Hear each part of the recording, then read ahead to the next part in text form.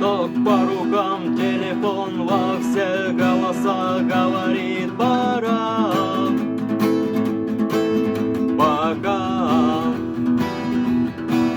И пальто на гвозде, шарф в рукаве и перчатки в карманах шепчут: подожди до утра. До утра.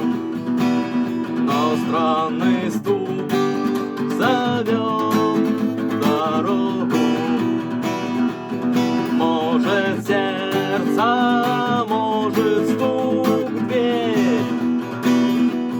И когда я обернусь на пороге, я скажу одно лишь слово: верь.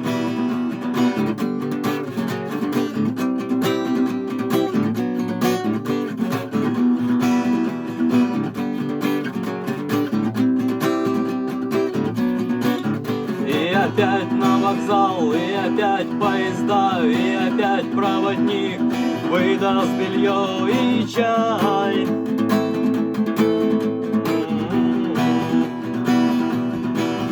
И опять не усну, и опять сквозь грохот колес мне послышится слово: прощай. Но странный стук зовет дорогу. Может, сердце